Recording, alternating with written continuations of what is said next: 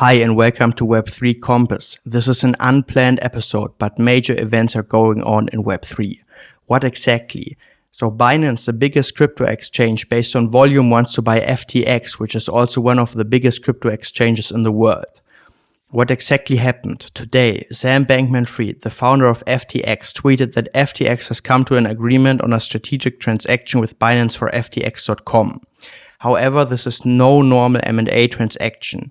The CEO of Binance, Changpeng Zhao, or short CC, tweeted that FTX asked Binance for help and they signed a non-binding letter of intent intending to fully acquire FTX.com and help to cover the liquidity crunch. The liquidity crunch plays in this event a major role. And to understand the liquidity crunch, it is important to know that last week there was a report about Alameda Research balance sheet published on CoinDesk. So who exactly is Alameda Research, or what exactly is Alameda Research? It is a quantitative trading firm which is specialized in arbitrage and market making. It is essential to know that it was also founded by Sam Bankman-Fried, and according to several sources, he holds approximately a 90% stake in the company. And I see here some extreme conflict of interest problems. So having an exchange and a market maker connected in such a strong way, and especially when the exchange has their own coin, the FTX token, there are numerous problems resulting from this interconnection. And now coming back to the liquidity, the report from CoinDesk stated that as of June 30th, the company's asset amounted to $14.6 billion. $3.66 billion were unlocked FTT tokens. $2.16 billion were FTT collateral. And then there was like 8 billion of liabilities.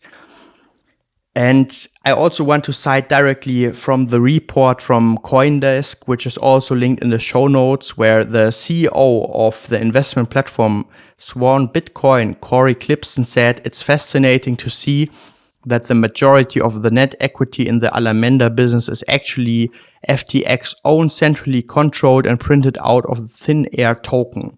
Seeing this balance sheet, CC tweeted on Sunday on Twitter that they are liquidating their FTT tokens just as a post-exit risk management because they learned from Luna. And here directly citing him, "We gave support before, but we won't pretend to make love after divorce. We are not against anyone, but we won't support people who lobby against other industry players behind their backs." Onwards. And then Sam Bankman-Fried tweeted yesterday, "A competitor is trying to go after us with false rumors. FTX is fine, assets are fine." And as we see today, this was clearly not the case. Looking at the FTX token, it is trading right now, where I record this episode, around $5.77, which is around 74% loss in the last 24 hours. And I mean, if the token drops, I'm coming back to the liquidity situation, if like an exchange has like their own coin and the coin drops in price, this could lead to a bank run. So everybody wants to liquidate their tokens. Everybody wants to sell. And then for example, a cryptocurrency exchange might not have enough stable coins. I ask myself in this regard, is there not also like a conflict of interest of exchanges having their own cryptocurrency? And what are the implications of exchanges having their own cryptocurrency? In regard to the whole situation, I also want to cite two of CC's tweets. 4 hours ago, he wrote, "All crypto exchanges should do Merkle tree proof of reserves. Banks run on fractional reserves. Crypto exchanges should not. Binance will start to proof of reserve soon. Full transparency." And I really appreciate this. I really think it's very important to get more transparency into the space.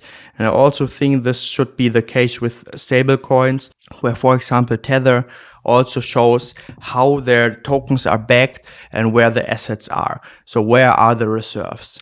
And 1 hour ago, CC posted 2 big lessons. First, never use a token you created as collateral. Second, don't borrow if you run a crypto business. Don't use capital efficiently. Have a large reserve. Binance has never used BNB for collateral, and we have never taken on debt. And this is something which reminds me of Warren Buffett, where he also says debt is a major risk. You never know what comes. I think there are extreme dangers implied with leverage and with borrowing capital on the blockchain or on crypto lending platforms, or also as a leveraged fund. Summarizing the whole situation, I have to say that Binance has not acquired FTX yet. There is due diligence pending, and there might be also regulators stepping in. Sam Bankman-Fried posted on Twitter that FTX US and Binance US are not affected. I personally also think about regulation, about the conflict of interest, about counterparty risk and the interconnections in the crypto scene. Reading more and more about decentralized finance, I think it's incredibly complex, and I can't explain a lot of situations to myself. And I once had an interesting conversation with someone who worked at a hedge fund, and he said to me, if you can't explain the things, there might be a high possibility that something shady is going on.